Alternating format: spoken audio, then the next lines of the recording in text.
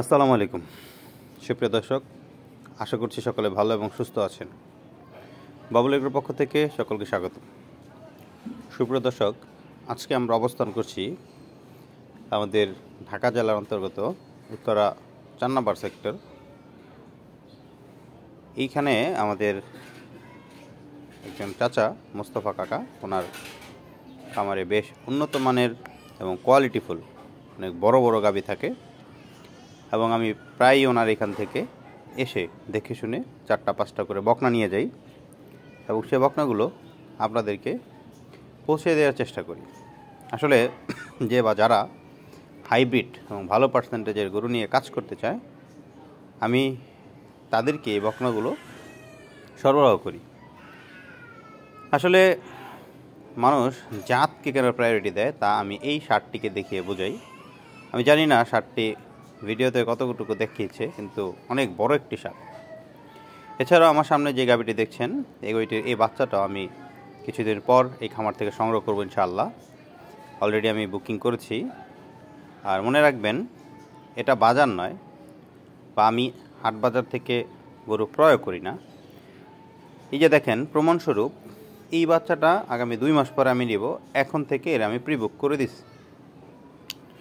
এরকম এই যে আরেকটি বাচ্চা, এই বাচ্চাটাকে আমি অলরেডি প্রি বুক করেছি যে এটা দুধ ছাড়ালে আমি নিব ইনশাআল্লাহ। শুধু এইটা নয়, এরকম অনেকগুলো বাচ্চা এখান থেকে অলরেডি আমার সাথে কাকার কথাবার্তা ফাইনাল হয়েছে যে আমি এই বাচ্চাগুলো একটা একটা করে যেটা দুধ ছাড়াবে আমার ফার্মে নিয়ে আসব। এবং যারা হাইব্রিড জাতের গাভী নিয়ে কাজ করতে চান, বকনা নিয়ে কাজ করতে চান, তাদেরকে দেওয়া হবে ইনশাআল্লাহ। এছাড়াও এই বাচ্চাটি অলরেডি দুধ ছাড়িয়েছে। এই বাচ্চাটি এবং আরও কয়েকটি বাচ্চা আছে, এগুলো আমরা কয়েকদিনের মধ্যেই আমাদের ফার্মে নিয়ে যাব।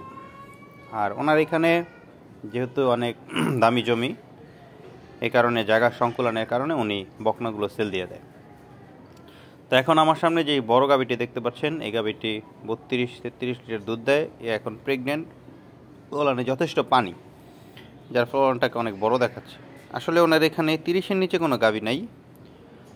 ফার্স্ট ল্যাকটেশনে সব গাভী ওনার এখানে 20+, সেকেন্ড ল্যাকটেশনে 25, থার্ড ল্যাকটেশনে এরা 30+ দুধ দিয়ে থাকে। হ্যাঁ, শুধু এনার খামার না, আমার পরিচিত অনেকগুলো খামার আছে, প্রায় 100+ খামার আছে, যে খামারগুলোতে ফার্স্ট ল্যাকটেশনে 25, সেকেন্ড ল্যাকটেশনে 30, বা ফার্স্ট ল্যাকটেশনে 20, সেকেন্ড ল্যাকটেশনে 25, এরকম গাভীগুলো ওনারা লালন পালন করে। আর এখন আমার সামনে যে গাভীটি দেখছেন, আজকে থেকে 2 মাস আগে আমি এই গাভীটি এই খামারে সরবরাহ করি।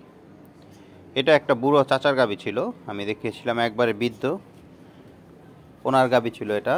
এবং যখন বাচ্চা দিয়েছে এর কিছুক্ষণ পরেই আমরা এই গাভীটা ক্রয় করেছিলাম এবং আমি এই খামারে এই গাভীটি সরবরাহ করি। বর্তমানে এই গাভীটি থেকে 20 লিটার প্লাস 21-22 এরকম দুধ পাওয়া যাচ্ছে। আসলে আমি কথায় না, আমি সম্পূর্ণটা কাজে বিশ্বাসী। মনে রাখবেন, আপনার কথা এবং কাজ যদি সঠিক থাকে, ব্যবসায়িক জীবনে আপনি ভালো করতে পারবেন। অন্যথায় আপনি কখনোই ব্যবসায়িক ক্ষেত্রে এই সেক্টরে ভালো কিছু করতে পারবেন না, এটা আমি নিশ্চিত বলতে পারি। আর এই হচ্ছে আমাদের মোস্তফা কাকার যেই বাচ্চাগুলো রাখার স্থান।